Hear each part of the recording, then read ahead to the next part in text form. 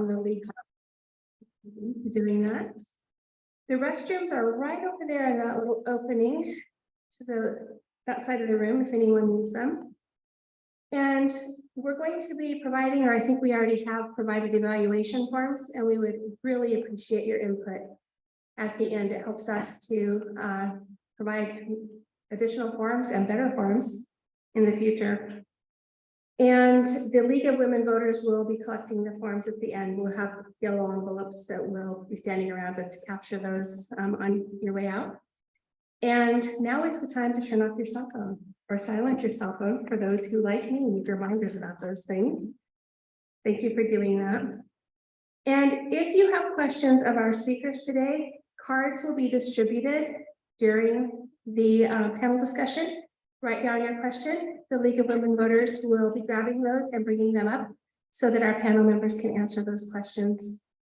And the other thing that I need to mention is the NAACP has asked us to inform everyone that the town hall meeting that was scheduled for tomorrow evening regarding North Kitsap School District has been postponed. So anyone who is attending that, please know that's postponed, and please help spread the word. The mission of the Council for Human Rights is to advise county government and Kitsap County community on issues related to discrimination, violence, and harassment based on race or national origin, religion, age, gender expression, sexual orientation, disability, or economic status, and to promote equitable treatment of all people and reduce prejudice through education, resource referrals, and advocacy. The Council's vision is that Kitsap County shall be a caring, supportive, and safe community for everyone that values each individual, celebrates individual differences, and recognizes the importance of each person's contribution. The League of Women Voters is a nonpartisan organization that encourages the informed and active participation of citizens in government and also influences public policy through education and advocacy. The League is political in that they study governmental issues in detail, develop positions if members reach a consensus, and act on those positions to affect policy. Membership is open to all genders, and information about joining the League is on the handout table with the blue cloth at the back of the room if anyone would like that. And information about the Council for Human Rights is on the table with the red tabletop if anyone would like that. So we are so honored and pleased to introduce our moderator for this evening, Kim Abel. My favorite thing when I was reading Kim's bio is that she's a policy wonk, which is a title I proudly own myself. Kind of a boring field, so there's not that many of us. For those of us who love it, we love it. She's moderated election forms up and down the ballot for the League of Women Voters for 20 years. She's a former administrative law judge and former mayor of Port Orchard and past president of the League of Women Voters of Washington State and Kitsap County. Thank you so much, Kim, for agreeing to be here and be our moderator this evening. With that, I'll hand it off to you. Thank you, Dion. I really appreciate it. I forgot that I wrote that policy form, not nod to myself, but it's true. One other thing I want to encourage you all is to pick up, there is information in the back. When we finish the forum, you can pick up information and you can have snacks. So that's always an important thing. And most of our folks up here are able to stay a little bit after the forum ends, so that if your question doesn't get answered tonight during the panel, you'll be able to ask it after. So I hope you will be staying and enjoying some of the cookies and goodies back there. All right. With that, I want to welcome you all again to Voting Rights Are Human Rights. I was so honored to be asked to moderate the forum. The League of Women Voters was born from work to secure the right to vote for men and women. The League continues to work on voting rights. Just today, the Seattle Times editorial board championed the new legislation passed this term, some of which includes new voting rights, automatic registration for those folks who can prove citizenship. I am sure I will learn more about these bills tonight from our panel, as well as other opportunities to provide voting rights information to all the qualified citizens of Washington, and even legislation that might not have passed this year. So I'm hoping we'll hear from that. But to get started with that, I'll introduce the panel. First, we have John Allen. Wave at the audience, please, John. He's a Kitsap County Accessible Voting Advisory Committee member and Navy veteran and nuclear engineer. He and his wife Penny manage a stewardship forest in South Kitsap. Martitha May has been an advocate for immigrants' rights in Kitsap, including co-founding the Kitsap Immigrant Assistance Center, Kitsap Mesa Redonda, Kitsap Advocating for Immigrant Rights and Equity, also known as CARE, and Kitsap Strong. She moved to the US from Mexico in the early 1900s and in 1900s. Oh my God. Man, I think she always has looked really great, but now I know she looks really good. And Martitha has been making a difference for immigrants and their families ever since she came to Kitsap. LaRon Baker is the legal director of the ACLU of Washington. She directs their legal work on a large range of cases, including voting rights, immigration, speech, race, gender, and sexual orientation. She has also worked in the Washington Attorney General's office, their Civil Rights Division, and the King County Department of Public Defense as special counsel for affirmative action and policy. Representative Tarra Simmons represents the 23rd district, which includes Bainbridge Island and North Kitsap Peninsula, and right where we're sitting today, which also includes other parts of Bremerton, East Bremerton, and Manette area. And so she is Washington's first formerly incarcerated legislator. A graduate of the Seattle University School of Law, she is a co-founder of the Civil Survival Project. Elected to the legislature in 2020, she advocates for fairer and more equitable legal, educational, and healthcare systems. And finally, Kitsap County Auditor Paul Andrews worked in information systems for 23 years as a data analyst before being elected in 2018 as Kitsap County Auditor, where he oversees elections, which we all kind of understand, but also recordings, licensing, and finance for Kitsap County. He is a certified election administrator and serves on the board of the Washington State Association of County Auditors, of which there are 39, thank you. And so being on the board, it's kind of a big responsibility. But with that, let's get started with our panel remarks. And after they speak, any questions you have, please be sure to write them down. If you want to ask a question, and you don't have a card, just raise your hand and someone will bring it by and pick it up from you when you're finished. So it's kind of like you're bidding in an auction. You just first raise your hand to get the card, and then when you're done, you raise your hand again, and someone will come get it. All right, I'm going to start with John Allen. I'd like to invite John to briefly share his personal story related to voting rights. Thank you, Madam Chair. Voters with disabilities face the same simple two-step process that all of us face. Make a decision, then communicate that decision to the elections division. Simple, 2 steps. We all do the same thing. The sub-steps, however, within those 2 simple steps present barriers. Make a decision, we need information. How do we get information? Voters pamphlet, TV ads, radio ads, video, the internet. People with all 4 of the disabilities, vision, hearing, mobility, and cognizance, need some help translating that information into understandable dialogue for themselves. So making the decision is not always easy. The second step, communicating that decision to the elections division, simple for most of us. Mark the ballot, stick it in a secrecy envelope, seal it up, sign it, take it to the mailbox or the ballot box.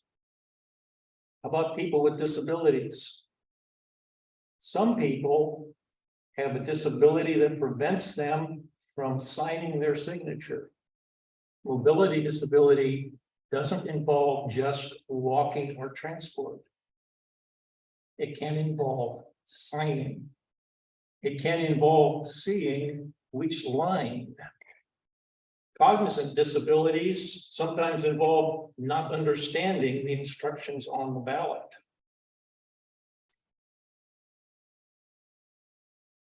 Vision disabilities, pretty obvious. You need help as a vision impaired voter to sign or have help signing. So those two simple steps, making a decision and communicating that decision, although easy for most voters, present barriers. The most valuable asset for voters with disabilities took place when this state adopted the all-male voting system. Can you imagine how comfortable it is for a voter with a disability to carry out almost every step of that process in his or her comfortable, familiar surroundings, whether it be a home or a facility, with trusted companions, with their technical devices? People with hearing loss have amplifiers. People with vision loss can have text to audio translators. People with hearing loss can have audio to text translators. People with mobility challenges have companions or they have assistive devices. So the only challenge really for people with disabilities is getting the ballot to a ballot box and a mailbox. And again, most people with disabilities have a trusted companion. As a member of a disability family myself, and as a member of the Kitsap County Voting Accessible Advisory Committee, I can report to you from experience that the state auditor's office, the county auditor's office, the gentleman to my left, and the election division within his office are very receptive to accommodating requests for help. People with disabilities aren't looking for sympathy, they're looking for sensitivity. And in my experience, those three offices come through.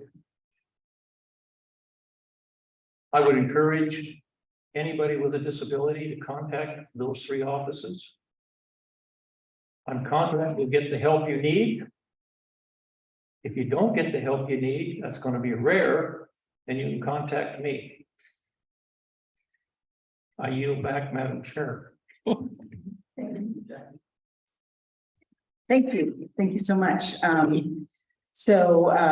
will move on our panel so we can have plenty of time for questions. Martitha, are you ready to go? Thank you. Gracias. Buenas noches, buenas tardes.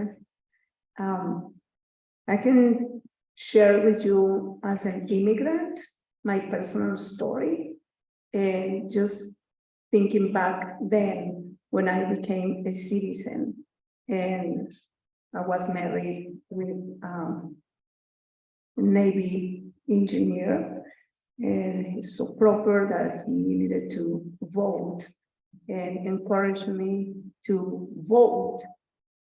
The first thing I noticed that everything was in English, and back then I wasn't fully understanding everything. So I told him, I wish it can be in Spanish because I'm not gonna vote for not knowing what it says in here. It took me years for me to vote until I understood more English. So I went, University of Mexico, but again, you don't have English, it's just a couple of words and you don't understand. Had to come here to speak, I understand the language completely different. So looking at the ballots and then the pamphlet, and I went around and said, I don't understand. How can I vote? So I told him, sorry, I'm not voting. And he said, I understand, but that vote, someone will take it from you. And you had the voice and the right, to choose who do you want to be in our county, to be our governor. And I said, I understand, but please don't push me. I don't understand. I am not voting. And he said, okay, very respectful, you want that? You understand my culture? Then I'm, now with your culture and don't push me. And that was it. And he said, okay, when you're ready to, I can explain to you. And I said, yeah, but I understand. So that was the barrier. And for me, it was very important for me to vote. In Mexico, I was involved with all the government, and friends, the son of the governor, I knew who I needed.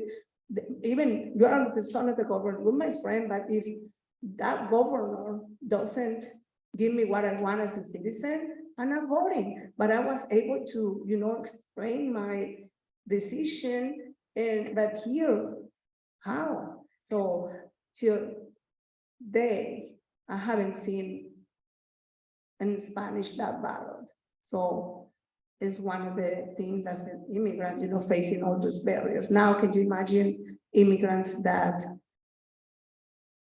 learn the Spanish to come to this country, learn the Spanish, not the English, that speak another dialect. And they become citizens, they want to vote, but again, facing the same thing that I'm double because they had to learn the Spanish to communicate and not really good Spanish, right? They want to survive here. But even if that pamphlet, that vote, the ballot is not written in their own language. So we have all these communities that are not going to be voting. The other thing is,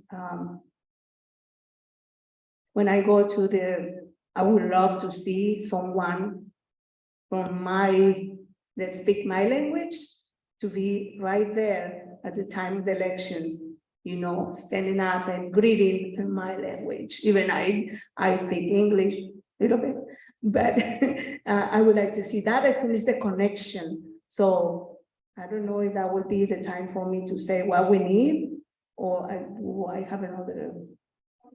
Okay, so that was my story, and finally I can vote for the representative that I think that brings value to our community and advocate for our community and make things happen. Like my sister here. Thank you. All right, excellent. Thank you, Martitha. LaRon, I'm going to call on you next. What issues on voting rights can you share with us? Well, and hopefully my voice isn't too loud. I'm pretty loud, and having a microphone in front of me is like fairly dangerous. So let me know if it's a problem. But coming after Martitha really talks about what we at the ACLU of Washington do, and at the ACLU nationally, which is people have individual rights to vote, but sometimes the systems that are at play, either the electoral systems or access to ballots, really make it difficult for individuals to exercise that right or to be able to vote and have their vote count in a meaningful way. And I do want to say that the Federal Voting Rights Act actually requires ballots to be translated into a language if there's a certain percentage of the population that speaks their language. And I would imagine that the auditor can talk more about that. It's been a while since I've looked that up, but my head almost exploded listening to Martitha because there are protections for that. But unfortunately, sometimes we can have these legal protections for rights, but unless someone steps up and has the capacity, the capability, and the time and the resources to do it, those protections sort of go by the wayside, and whole groups of people can have their right to vote, the right to the franchise, mostly stepped on or diluted. And so the Federal Voting Rights Act actually has this part of it called Section 2 of the Voting Rights Act that protects the right to vote in a meaningful way for communities of color. And the language of the law is minorities, which is deeply disfavored these days instead of people of color and communities of color. But so you'll hear me use the word minorities because that's the language of the law. So Section 2 says you can't have an election system in place that dilutes the vote of a minority population. And many times that means you can't have an election system, oftentimes these are at-large elections, where you might have racially polarized voting in a community, and it makes it so the minority population can't elect candidates of their choice to whatever that electoral body is. because of just different interests between the white population and whatever the minority population is. And that's disfavored under Section 2. And that actually was one of the first cases I got to work on as an attorney. So at the ACLU of Washington, here in Washington State, actually brought the first voting rights case in a very long time, but under the specific prong in Yakima, because the Latino population there couldn't elect a candidate of their choice to the city council because it was all at large. And so even though they made up almost 50% of the community, they only made up like 38% of the voting population, but they couldn't elect a candidate to their choice. And you could see that through municipal resource investment throughout the city. So they had the right to vote, but their votes were literally pretty much meaningless because they were not in the majority mind frame. And so we filed a lawsuit and ended up changing the city council's election system to a district-based system. So only people in the district could vote in the primary and in the general. And then the immediate election that was ordered afterwards, 3 Latinas were elected to the city council and 1 became mayor. And your community member, Brent Felix here, actually worked on the case many, many years ago. And I decided to give a shout out because I really like her. And, but we also had another companion case against the city of Pasco that had very similar outcomes. And so what this shows you is that these community members, the Latinx community members, had the right to vote, but no matter how often they went to the ballot, it didn't result in a great outcome for them. And so during the course of those 2 lawsuits, the ACLU worked with a number of other advocates to develop the Washington State Voting Rights Act. Because as you probably recall from recent discussion, the Federal Voting Rights Act is under attack. And so the United States Supreme Court case Shelby County versus Holder got rid of Section 5 of the Voting Rights Act, which required certain jurisdictions that had clearly engaged in discriminatory voting practices against communities of color to require pre-clearance before they made any changes to their electoral systems. The Supreme Court was like, we don't see any problem here with people trying to get rid of the votes of people. And so they got rid of Section 5, which then immediately led to all of the number of states enacting laws that have really seriously limited access to the vote. And the Section 2 part of it that's still left could be used to protect the rights of those communities, but it's very difficult, very long, and oftentimes those communities have already had their vote diluted. So we're back again to individual right to vote, but systemic processes in place that pretty much eradicate or neutralize that right to vote. So knowing that the Federal Voting Rights Act was under attack, Washington was like, people in Washington, the advocates were like, we need to find something here, create something here that actually protects the rights of Washingtonians, regardless of whatever happens to the federal voting rights case. And lawmakers in Washington State ended up passing the Washington Voting Rights Act, which actually provides sort of greater protections for communities of color and voters of color here than under the Federal Voting Rights Act. And I won't go into too much detail about how it does it unless somebody asks me a question, then I'll answer it. I don't want to bore you. But know that that is an act that's in place here that is meant to protect the actual meaningful right to vote. And to ensure that even if you've got the right to vote, that when you vote, it actually means something. And so we have these 2 levels of protection here in Washington State, which is pretty exciting. I think there's only one other state that has a similar situation, and that's California. One of the other issues that I was asked to talk about is the access to vote for people who are incarcerated pre-trial. And I didn't run my timer, so I'm running. Okay. So we know that if you are currently, well now, under the law that Representative Simmons will talk about, if you're currently incarcerated for felony, you can't vote, right? There are these restrictions on voting, but there's a real question about who's able to vote pre-trial, right? Our jails are full of people, primarily 80% or more, who are incarcerated and they're not convicted. They haven't been found guilty of anything. And so they should actually be able to vote. And they can technically vote. right? Because there's no law barring them to vote. But what we have is a situation where many jail administrators are not prioritizing or helping auditors register people to vote or ensuring that people are able to access their ballots and vote.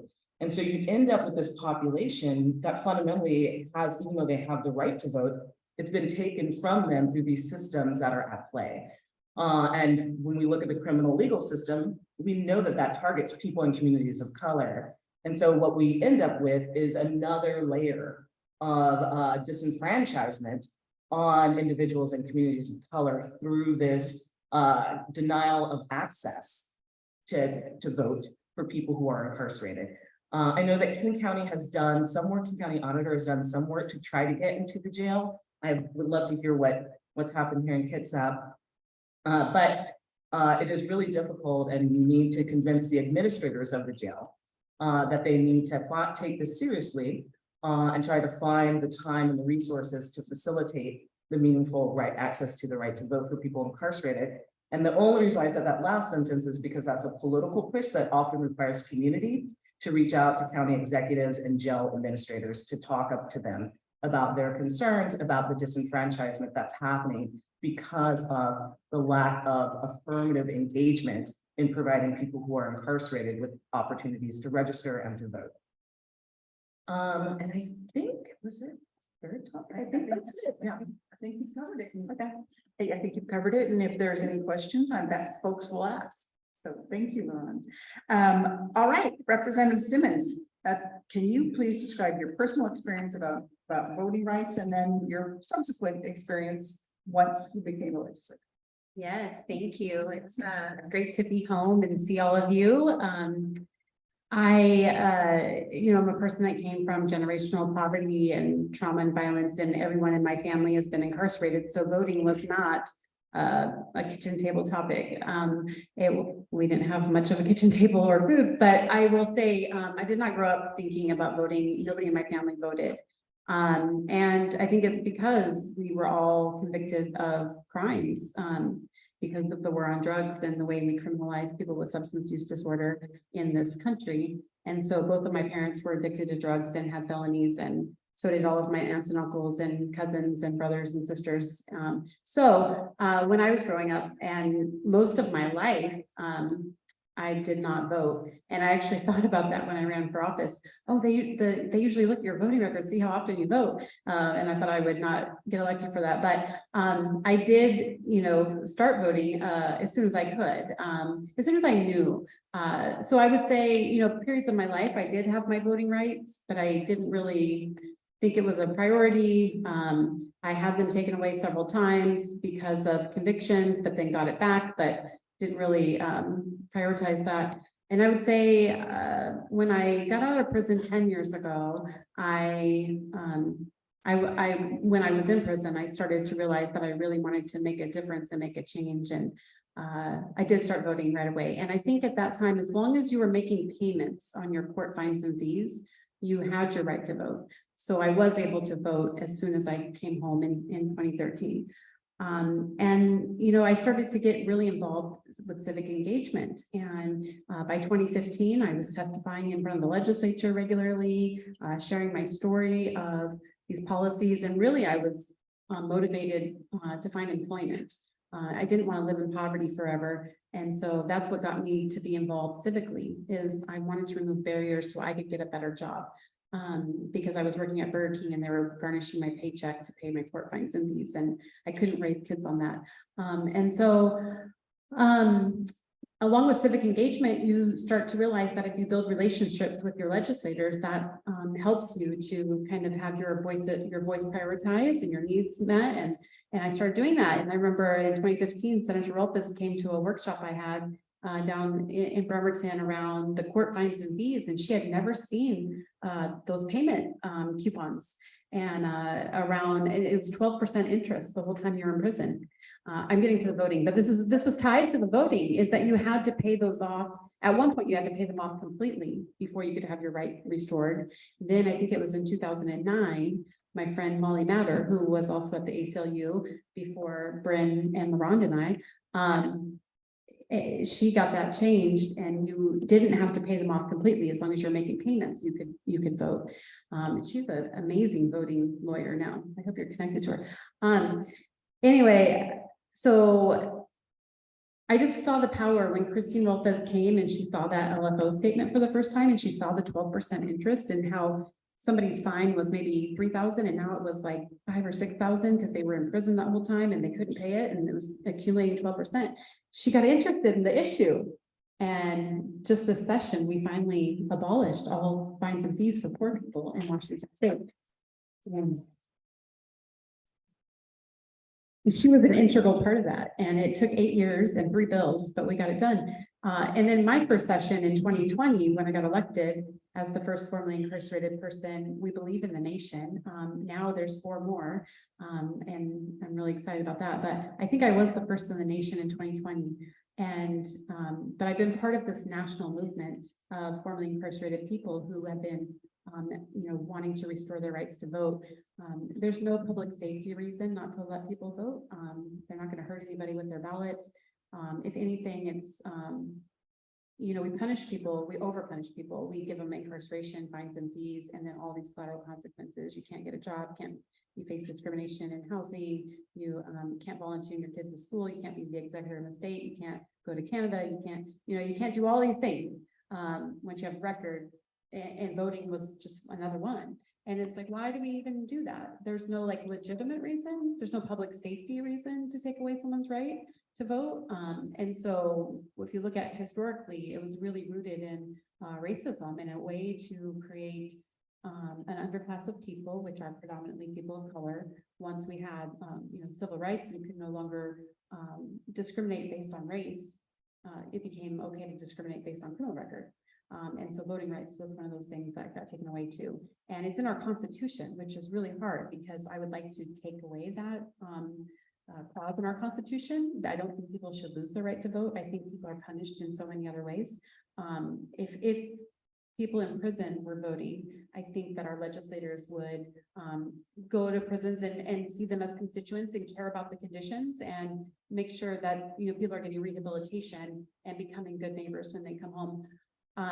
And so I personally would like to get there, but I couldn't because it needs a constitutional amendment. So my first session in 2020, I had already been advocating for this issue before I got elected, and it was my freshman bill, and we got it through that as soon as a person leaves 24-hour prison, even if they are in work release, even if they are at home on a graduated reentry program, which DOC has, where you can go home 18 months before your sentence on electronic home monitoring and reenter that way, even if they are in jail, even if they are convicted now, either way, it doesn't matter. It's really now, we got it as narrow as we could. And the only way a person cannot vote based on criminal history now is if they are in 24-hour prison in one of our 13 state prisons.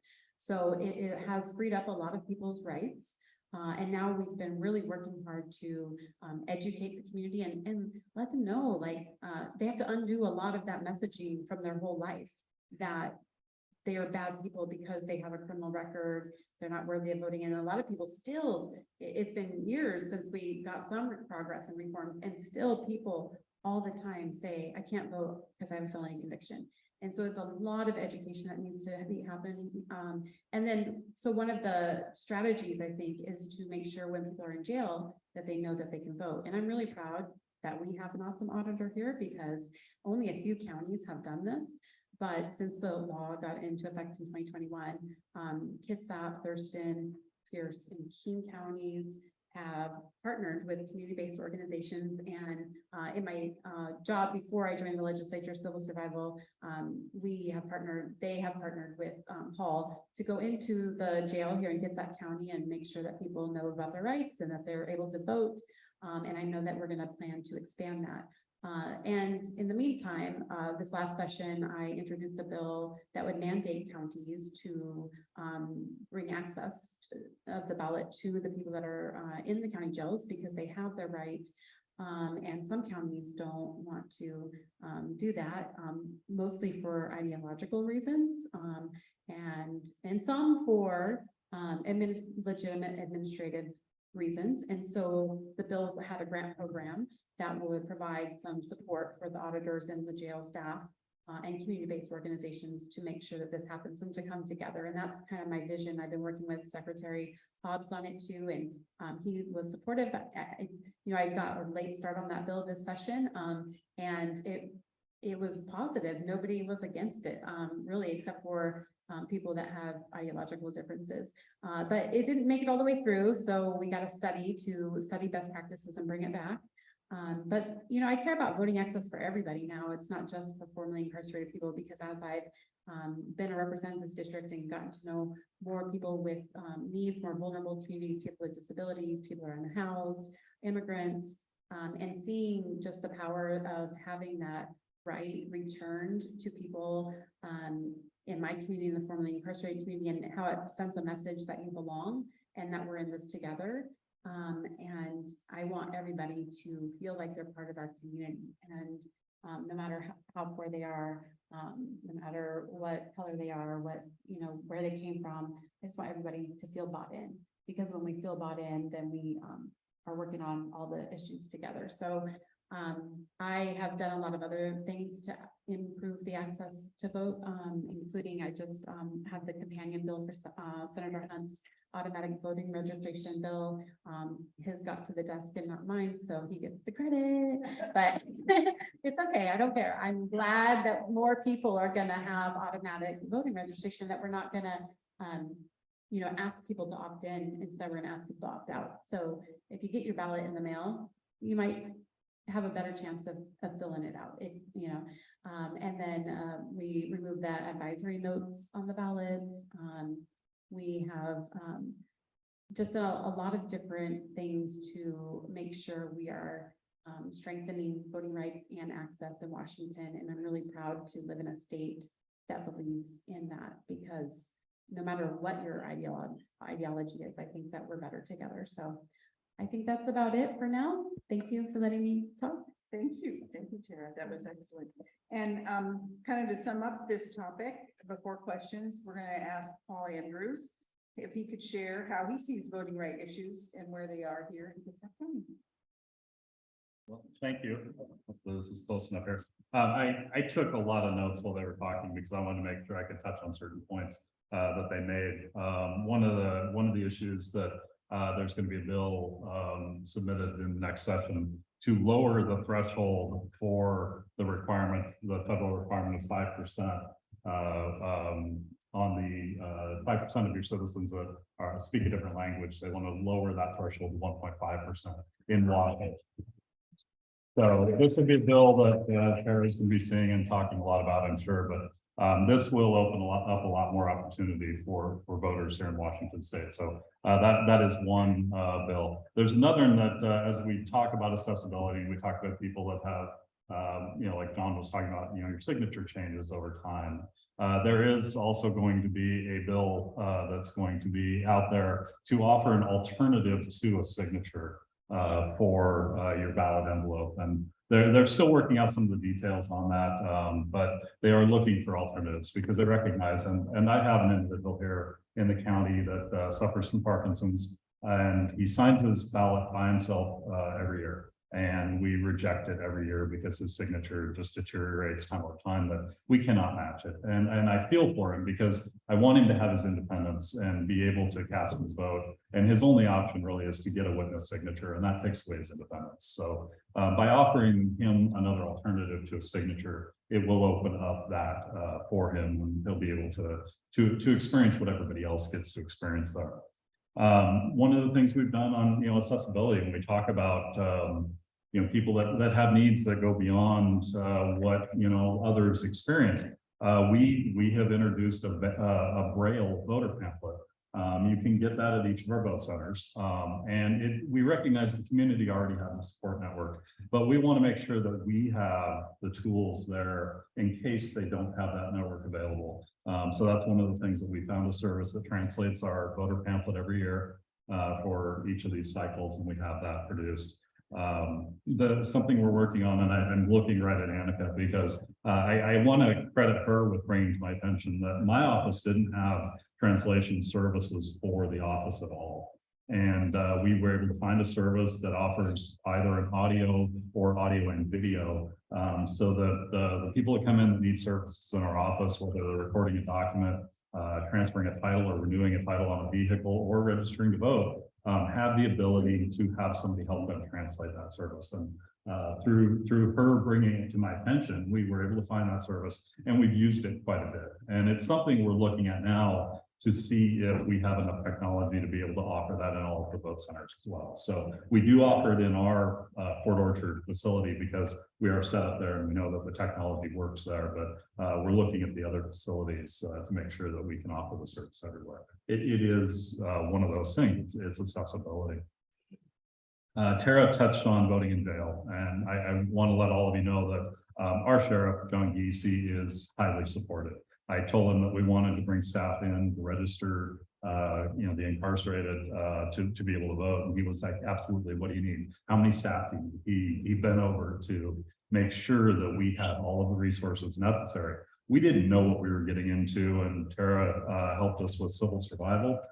They came in, they're very comfortable in the environment and working with the people that are in there to make sure that they could understand and they could associate at a level that there was trust instantly between the civil survival members and the people that we were trying to serve there. And so having gone through it now, we know that there's things we're going to do differently just so that we can expand it and grow it even further. So it was a great experience. There was funding available, which helped us to try and get it into our budgeting cycle because it kind of it kind of happened all at once, but we were grateful to be able to do it. So voting in jails is one of those things that we will be continuing to do here. I'm opening up my notes just to make sure I hit everything here.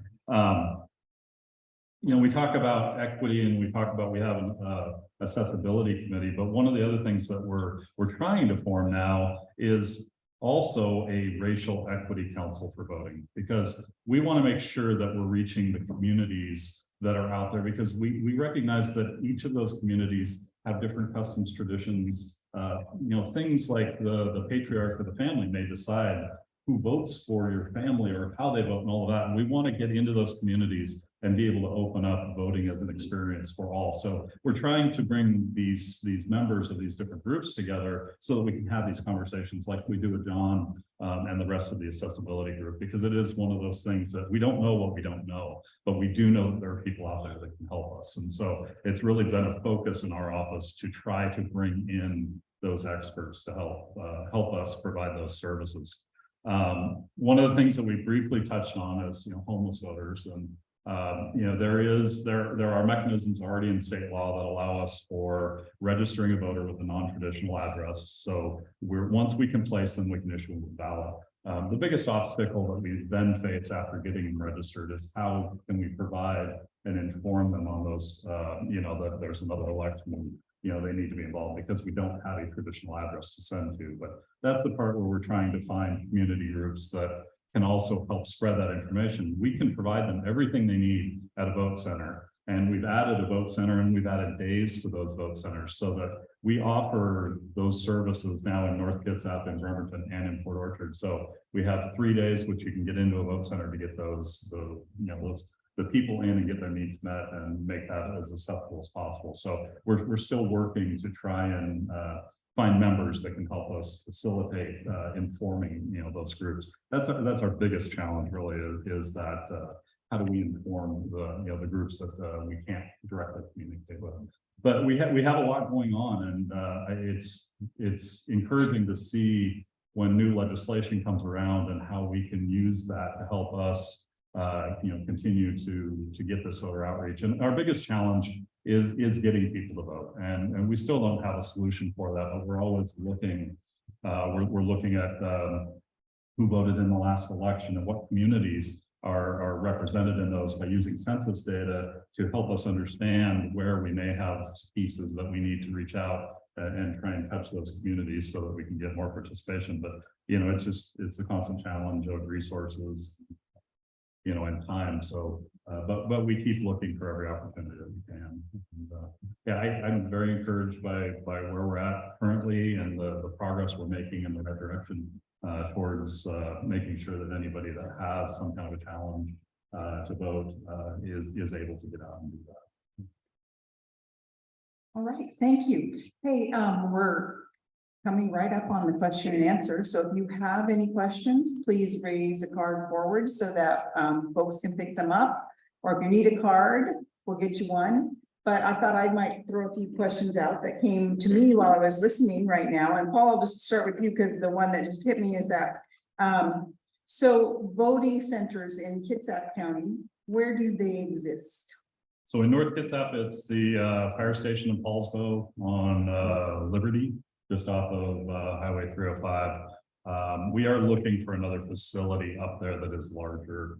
But we've been very fortunate that the fire station is always there for us. My very first election was February of 2019, and if any of you remember Snowmageddon, my very first experience with an election had to do with a school closure where we had our votes. And we were watching the forecast, and they contacted the fire department well in advance, and we made a move. Because it's a hard facility to get into at Paulsbo at Olympic College. And we were able to go back to the fire station. We just decided, no, we're going to stay here. They don't close. They're always going to be accessible and open. But we do know that we're looking for something larger. This kind of keeps growing. And we need to have a facility that we can meet those needs. So Paulsbo and then Bremerton, it's at the Marvin Williams Center. It's a great community center with a large parking lot and plenty of expandability for us. So in small elections, we use some of their smaller side rooms. And when we get a big election, we get the full gymnasium and we can really spread out and get a lot of people in. In Port Orchard, it's the administration building, the commissioner chambers. And we provide all of the services there as well as in our office. So. And the other thing that hit me is that with this new automatic voting registration, what effect do you think that might have in Kitsap? This is going to sound like a negative, but the effect is really going to be lower voter turnout. It's not going to be lower. It's going to look lower. Oh. Because as we register voters who don't have that in their process for knowing that they've registered and being involved in all of that, it's going to appear that our percentage of turnout is going to decline. And so the real challenge, and I guess what I would ask Tarra, is to look at funding some kind of a bill that will give us voter outreach money so that we can reach out to those automatically registered voters, inform them that they've been registered to vote. It is one of those rights and responsibilities and privileges that we get, and please exercise that and give them information about the resources where they can go to find out more about us and the elections and all of the information we're going to provide. But that'll be the biggest thing, is it's just going to appear like we have less turnout. Okay, thank you. LeBron, you mentioned that because of the changes to the Federal Voting Rights Act, some states are adopting perhaps barriers to voter registration, voting rights.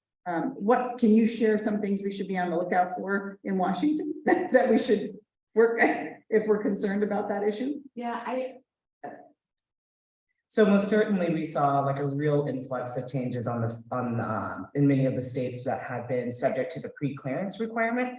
And we've seen over the past, 5 years, all kinds of restrictions on voting. Requirements for ID in order to vote, cuts in early registration, limiting voting centers in particular neighborhoods. But luckily for us here in Washington State, I don't foresee any of those being a major problem, in part because we have a group, our legislature has been really actually pushing the boundaries around who can vote and who can have the access to vote. And then when it comes to sort of election system structures that might dilute or infringe on the meaningful access to that vote, then we have the Washington Voting Rights Act that can be used to push back on that. And so while we certainly are still seeing restrictions based off of the weakening of the Federal Voting Rights Act, we're not at risk here, I think, for any of that. It would be a real shocker to see us backslide on that. Thank you. John, so for folks with accessibility issues, where are good resources for them if they don't have maybe haven't been a voter or need to understand about how they could get the additional help they might need to be a voter? Again, if the state auditor's office, county auditor's office, Paul's office, and the elections division have specific information with respect to technical devices that are available, counseling face-to-face. One of the, I'm gonna maybe embarrass you here, Paul. One of the amazing things about the Kitsap County Elections Division is they've kind of got a credo there where the first answer to every question that a person with disability looking for access or has questions is a positive answer. It doesn't need to be yes, we'll do what you want, but yes, we will listen to you and we will help you and let's have the discussion. So my recommendation is that if the information, and there's a lot in the voters pamphlet, and as Paul says, the voters pamphlet's available in Braille. If the answer is not in the information that's already provided, contact the elections division. That's what they're there for. Thank you. That's very good advice, Bert. I kind of have my League of Women Voters hats on because when we register voters, people are always asking us questions about those kind of things. And so it's always good to have another tool in our toolkit when we're trying to help people. So I appreciate that. Martitha, one of the things, I don't think you said everything you were going to plan on saying, but one thing I would really want to know is what would you need in your role as assisting new immigrant citizens? What would how would we help them understand where they could get information and be willing, so they could be willing to vote instead of being in your shoes where you could not figure out how to vote? Yes. Thank you. That would be connecting them with kayak, or connecting them with people who run the Spanish speaking or organizations, Mesa Redonda too. But what we need is, I think the most important is the piece of education, educating our Latin community, Latinx community, and immigrant community. But I'm thinking just this with the Latino community, that the importance of voting, what is so important for them to understand why we need them to vote, but the importance to provide in their own language all this information, and then just acknowledging them that same thing. I had all those, and Paul brought it up. I wanted to say at the beginning, call your auditor's office and ask them to provide in their own language, or to have someone who speaks the language there. Again, Spanish is the second most spoken language in the nation. So hiring, personnel who speak other language than English. And the other thing I was thinking, and it's always this,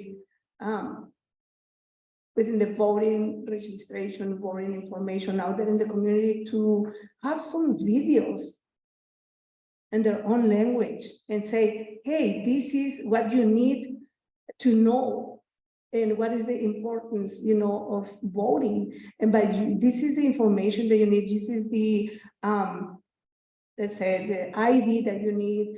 Just guiding them with that, I think that'd be really good. Because one of the things is, sorry, I know I love my country. I think other countries are the same thing too. It's a lot of,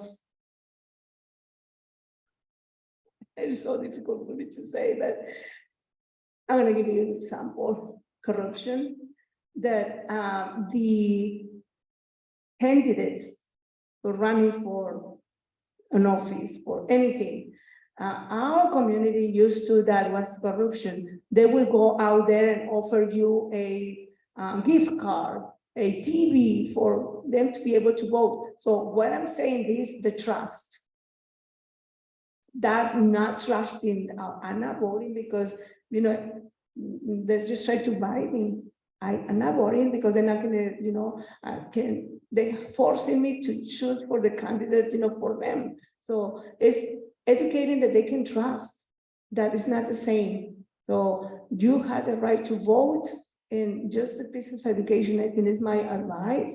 And to, it's just to gather the community together, to gather these organizations together and say, hey, let's partner. What do you need? How can I support you for us to be able to succeed and bring the community to vote? That would be one thing that I would recommend. And then yes, to vote, to be out there in the field and look for that community. For example, or I know you are in that position, but getting to know the community, try to find out what do they need to bring them to you. And that thing that was amazing. That was really nice that he mentioned they're looking at putting together Yes. an advisory commission. I thought that was great, how much. Yes, Yeah. thank you so much. And then the other thing, I really congratulate you because I was gonna say, hey, you need to put your website. One of the things I always advocate for other organizations to have their website translated in multiple languages. Thank you for doing that. Thank you for listening to Kayak. That, and Anika, you know that this is the need. So thank you. And I just want to say, you know, my higher respect, because you guys really want to know what are the needs of the community for them to be able, and what the barriers and challenges for them to be able to, you know, California, they put it this, and then you mentioned, I was looking at California, about it, they hire people, you know, and they had during the day of the election, you know, hire people that speak the language to be there.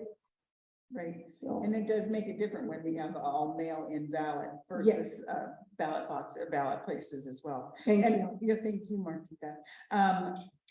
Tarra, so I was struck by your conversation that you grew up and nobody ever really talked about voting.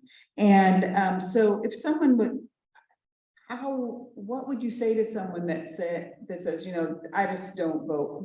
How might you say something to yourself back then to encourage you to be interested in voting? Well, I really think it's about Maslow's hierarchy of needs, to tell you the truth. And, you know, it's hard for people to think about something that's like not concrete when they're in survival mode for basic needs like housing and food. So, I mean, I think us who are privileged enough to have our basic needs met need to come together and get the resources to actually care for people. So that way they can think about things that are more abstract.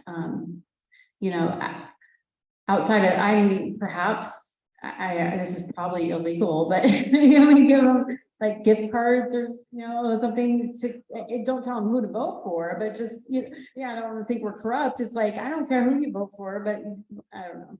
But I really can't think, I mean, you can encourage people and, you know, I know that we do, and like people that are unhoused, we are going out. Some groups have been going out and trying to encourage people, and they have the voting center right at the Martin Williams Center, which is right near where a lot of our unhoused neighbors are staying. And I don't know what the outcome has been, but I just think that it is a cultural thing, and some people in America have the, you know, majority culture where they're brought up in a certain way with nurturing parents and basic needs met, and voting is part of that. And if you're not, then hopefully you get it later. That's a very, thank you for educating me on that. Can I just add something that she said, that you said not corruption, but at the same time, you're so right, because people, you know, for example, our immigrant community, they need the basic needs. And they said, should I go vote? They don't even think about voting. The first thing they think is just to bring food to the table. So just something incentive, but not to encourage to vote for this particular thing. I should say it. Thank you. That's interesting. Yeah, there has been ideas about making voting like mandatory, like universal mandatory voting. I wonder how that would work though for, people with disabilities or people who are unhoused, or I hope they don't get a criminal sanction, like a penalty for not voting. Actually, getting ready for this, I looked at some of the bills that were out there, and there would be no criminal in those bills that began the process this year in the Washington legislature. There were no fines, no fees, no black marks on that person for not voting. I think probably they got more letters from people or something like that. Okay. Yeah, like you when your neighbor wrote you a letter, you left your mailbox open again. No, I'm gonna follow up with you though, because sure, go ahead, Paul. Just to Yeah. object, you cannot incentivize anybody to vote. That's right. Thank you, Paul. The law is very clear. It doesn't matter if you're offering a pair of socks to an unhoused person, anything is considered a gift. And so That's very important you because need to, as organizations, recognize. the league was very concerned about, I was so happy when we don't have to put a stamp on an envelope, because so many people said, I just don't even have a stamp. I don't even know where I buy one. Can you buy one? So we were always like, could we give them stamps? And we're like, no, we can't give them stamps. You can't even give them a stamp to vote. So we were very pleased when the legislature decided to support that work so that people can mail in their ballots. I'm going to follow up with you there, though, Tara, that the question is online voting, when will it happen? I think there was actually an effort this session to pass some legislation around that to allow for online voting. I know the conversation is happening in the legislature. So it, sometimes it takes a few years to iron out the kinks and things and make sure that it's secure. But I do believe Representative Farbar and Secretary of State Hobbs were planning on, either they did introduce something. I don't know, maybe Paul, do you know if they introduced it or they were just having this conversation starting the session? I think it was just conversation. Okay. The biggest hurdle in online voting is absolute secrecy of your vote. And the only method right now currently anywhere near being able to do that is using a third party to accept all of the ballot packet, validate the signature there, or pass the signature on to us to validate, and then they provide basically the ballot at the end without any identifying information. So you're trusting in that third party still. I mean, same as you would be trusting our office when you mail in your ballot. It's just that that is the big hurdle to any kind of online voting. It's that absolute secrecy. There is no mechanism at this point. People always say, well, if we can conduct lotteries via cell phones and electronically, or bank electronically, but there is no secrecy in your banking or in anything that you're doing in a lottery. They know who you are, and that's the whole purpose behind it, is so that they can secure your money or whatever. But with a vote, we need to not secure it in that way. So. Sorry for the question. You have How- to if turn your we- mic up, please. If we voted electronically statewide, how would that, or would that have any impact on the federal elections that we participate in, or? As a statewide thing, it would not. The inequity would happen if one county were offering it, and this is always our biggest challenge. Is King County decides you credit the idea that postage paid envelopes on your elections ballot. That was because King County said we're paying for postage on all of these ballots, and the state had to create equity across the state to make sure that voting was equal for Eastern Washington as well as all of Western Washington. So their hand was kind of forced to do it, which is good. Everybody benefited, but it's when you have a large county like King County, they tend to be able to dictate things like that. And so as long as it's statewide, it wouldn't have an impact as far as what happens then at the federal level, just like our vote by mail doesn't. I think this is also probably for you, Paul. This person appreciates how transparent Washington is with its voting records, but what mechanisms exist to protect victims of stalking and others who may require confidentiality to safely vote? So it's a great question, and we have a program, the Address Confidentiality Program, that's administered through the Secretary of State's office. They hold all of the information for the voter's address. We have the information for the signature and all of that. And then we provide the envelope and ballot to the Secretary of State, who then sends it out through their program. It comes back then through them and then back to us. And then those records are actually kept out of the voter registration database. So it isn't any public information that's out there. And then we have two people in our office that are they've signed, their credentials, and they're allowed to handle these materials, and they do one-on-one signature verifications, and then they introduce the ballot into the system then from that point. But it's all part of our at the end of the election. We also, because of 100% accountability on every ballot we bring in, we can then say that we've received X amount of ACP address confidentiality program people that, so it's just part of how we keep track and making sure that every ballot goes out and comes back in and how it's counted. But yeah, there is a program already in place. And what was brought to my attention from one of those people was they weren't getting the voters pamphlet, because the way we administer or mail out the voters pamphlets is to every address with a registered voter. Well, if you're registered through ACP, you don't fall into our database of people that are going to get it. So what we've started doing as a result, we send it to the Secretary of State and they send it forward. So I hope other counties are doing that as well. I don't know. It was something I pushed on our end because it made sense. That they're getting the ballot, but they're not getting the voter pamphlet to go along with it. It is online, but again, it's about accessibility, and they may not have all of that, so we can't make those assumptions. Thank you. Hey, Martitha, I bet this would be more up your alley. What do you feel are the rights and opportunities an immigrant may have to influence policy decisions if they're not yet citizens?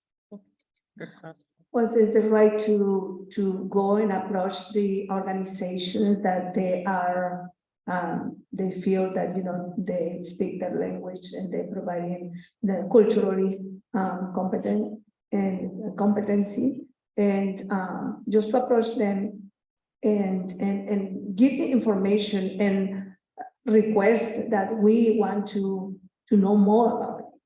So again, I mentioned education, physical education is very important. So that's the right to go and request that. And the right to go to, maybe a neighbor can go with them if they don't speak the language and say, hey, can you just encouragement. One of the things I was thinking, ask a neighbor if I have, and again, education, asking, I feel intimidated there because they are no one speaks Spanish, right? And just as a neighbor, just a companionship to, to go there to encourage them that, yeah, you have the right to vote. Come on, you are not citizen, but I will encourage them that to become a citizen. You have your green card. Come on, well, but my barrier is I don't speak English. Okay, let's go. Let's come with me and we teach you English at the college. Also, I work at the college. So it's just encouraging them to, actually, I had this week owner of the restaurant, and he was sharing, hey, Martitha, I'm a citizen already, and I don't speak much English, but I remember, and one thing that is for everybody, he said, but I remember you gave me the 100 questions, right? And many years ago, gave me the 100 questions for me to study. So I studied the 100 questions when I went to the interview, because that I passed the test. And then, but when it comes to vote, and I say, have you voted? Oh, I don't understand English. They say, okay, you have to approach organizations and you have to approach, the right office and over there, and I says, and 614 Division Street, go there and talk to them and see, if they can help you, providing with someone who speaks Spanish. But again, he was so happy and sharing that he just memorized 100 questions, but I'm a citizen, but I'm unable to vote yet.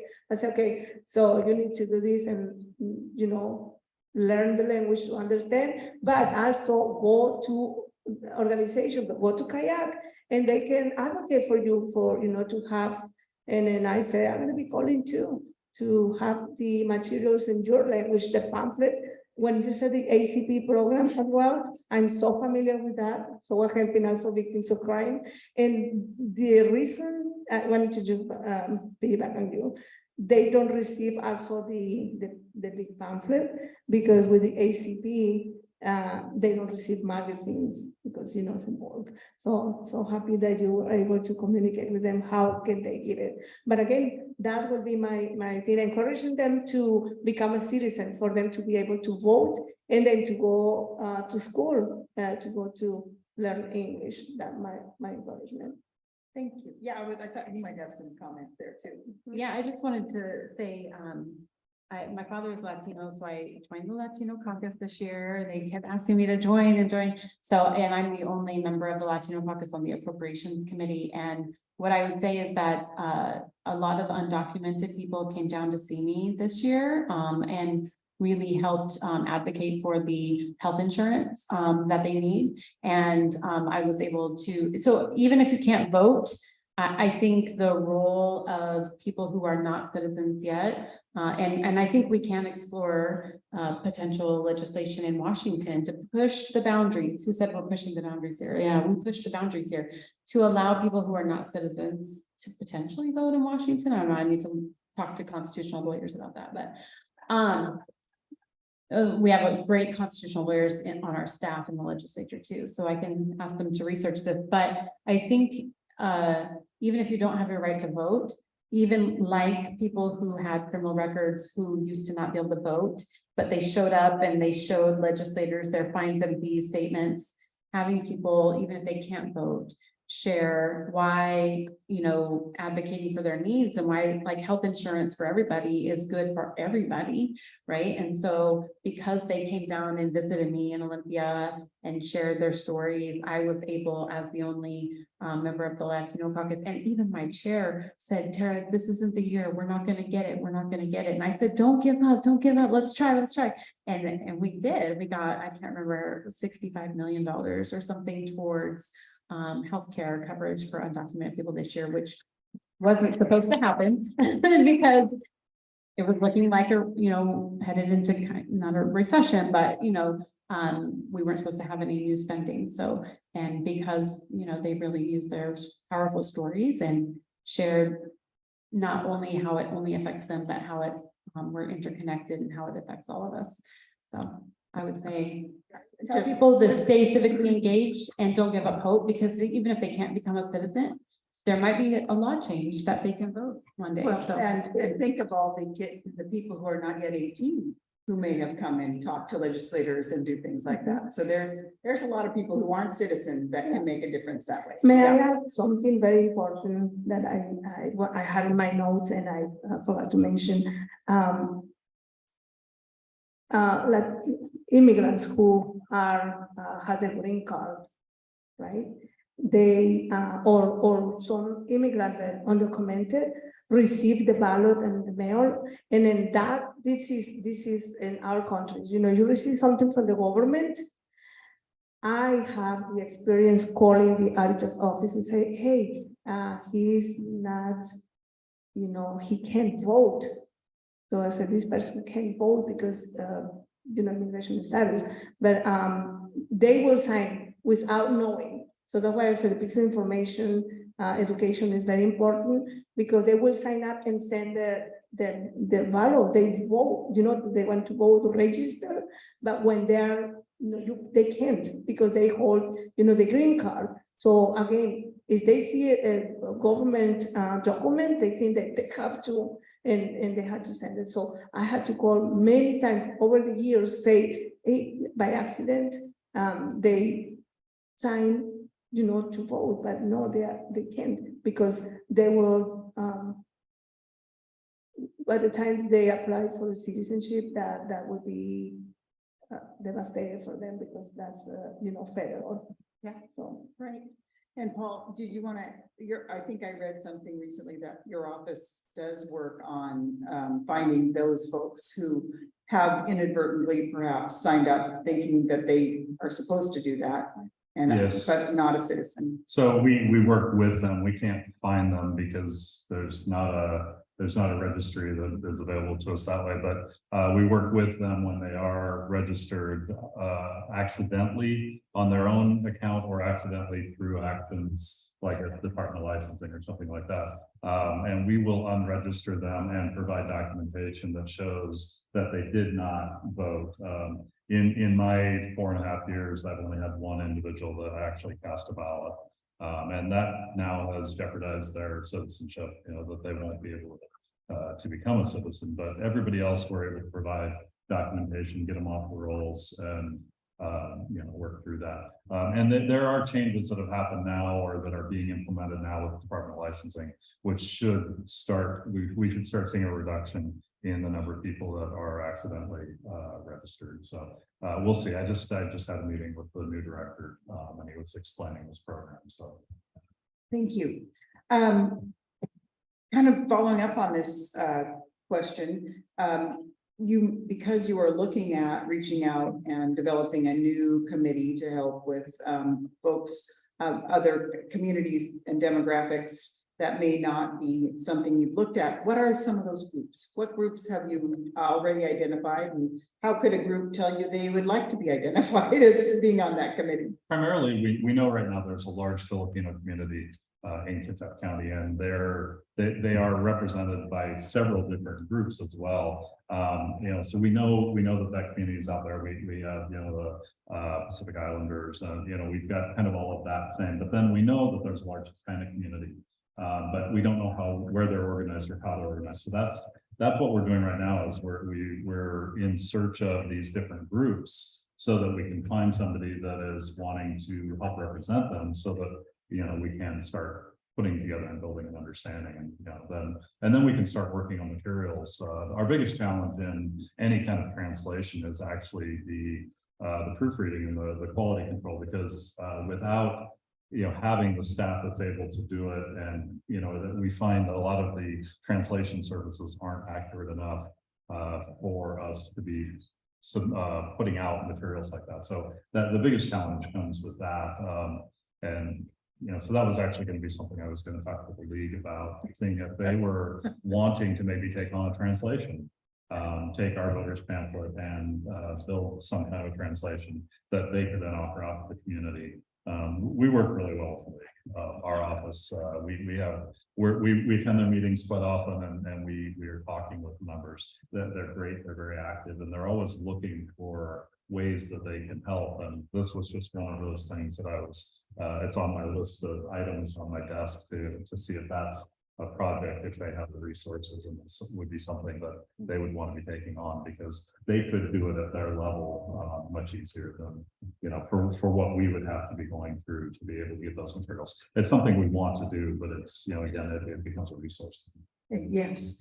Well, I'm looking at the clock and I'm seeing our time is about up, and I want to give each one of the panelists a chance to say some last words, something that might have occurred to you that a question didn't get asked, something that's in your heart that you want to be sure you say, or just something you want to make sure we all go home with and have something to think about or do differently. And but first, I want to thank you all very much. I want to thank the Kitsap County Council for Human Rights and the League of Women Voters of Kitsap for sponsoring this event, and all of the audience members here and on Zoom, because there are folks on Zoom tonight. I really appreciate all of you, and I hope those who are in the audience will fill out your evaluation form if you haven't gotten one. There's one around the room, and then give it to a league member or leave it on your chair. I think there's a place to leave it as you leave as well. But at this point, folks, what remark can you leave us with? Just a short remark before our time is up. And I'm going to start with you, Paul. I'm just going to go down this way. I've really had a chance to talk about a lot of stuff. I would just encourage you that if you think of something that might be useful to us as far as what we've been talking about tonight, please feel free to reach out to me. Email is very simple. It's paulandrews@kitsap.gov. So reach out and we can start a communication and see how we might be able to implement your idea. Thank you, John. There seems to be a general theme here of searching for information, whether it be about incarceration or disability or immigration. I personally have been impressed with the level of knowledge that our elections division has with respect to disabilities. The other subjects here, I don't know how knowledgeable they are, but that office knows about technical devices that can translate voice to script, captions on audio and visual devices, assisted listening. It's amazing the technical knowledge that the elections division office has. And if they have that information with the disability community, they've got to have it for the rest of these communities. So all I can say is, I think the answer that Paul has given just now, if you have a question, you have an issue, contact me. That's it. I can reiterate that. Thanks, That's my John. summary. Thank you, John. How about you, Martitha? My remarks will be to please consider having in your website a video, because I see other programs, we have video with a story why that person was able to get into that program, what the encouragement, and saying what was the benefit. So having a video in Spanish and multiple languages too, that'd be great. But just to say, for example, the story that I share, there's many other Latinos out there that can share the story why they weren't able to vote and why they vote now. They said this is important to vote, just getting out there in the community. I've already made a note. Thank you. Representative Simmons, Tarra? I just really want to thank the league and the council for holding this event, but also for everybody who came, because that gives me hope that y'all are voting, right? And that we are a community and that we're all bought into our democracy, and it doesn't matter who you vote for. Well, it matters because I am partisan, but not really though. I've really learned, you know, in my short 3 years that diversity doesn't mean just the diversity I like. You know, I need to be open and thoughtful about everybody's values and thoughts. So anyway, I want everybody to vote regardless of how they vote. And it's going to take all of us to do that. So thank you for being here and doing your part to help people have access. Thank you. LaRon? I just want to say I've been so inspired tonight by everyone on this panel and the amazing work that's happening in Kitsap. It's just been a really thoughtful discussion, and I'm just really grateful to have been invited here and equally as inspired by all of you in the room. So thanks. Thanks, LaRon. So let's give our speakers a big round of applause.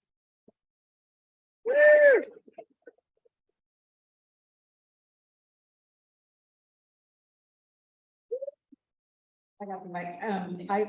A couple things, though. I really want you to stay around. I didn't get to half the questions, so I really think it would be great if you could stay and have conversation. Obviously, these folks are willing to have conversation, so it's really great. And there's cookies. I still think there's a few cookies. And then also fill out your form if you would be so kind. And then Rebecca reminded me that this is being recorded and will be available on the Council for Human Rights website, which is KCOWA.US/HRC. And that I'm saying that out loud for the Zoom crowd and anybody watching it. So that's available, as well as I believe the league will put a link to it on their website. So you can look up LWV-Kitsap.com or thank you.org. It's been a long night, but I really appreciate each and every one of you. And thank you. Deanna, do you have a couple of remarks before we finish? Yeah, we just wanted to again thank the League of Women Voters for co-hosting this with us and for the leadership that you provide in the community for decades, helping with all of these issues. And again, also to our panelists for giving your time and energy and expertise and for the work you do in the community every day, leading us in these ways. And as Representative Simmons said, to everybody who's here, who cares about voting, who's weighing in on these issues, regardless of which side you're on, putting your voice into the mix, And also our commissioner candidates who are here with us this evening. I would encourage everyone to get to know them. Thank you so much for being here with us. We hope you'll stick around, have some treats with us, mingle, do some networking. We look forward to talking with you more. Thank you. Thank you.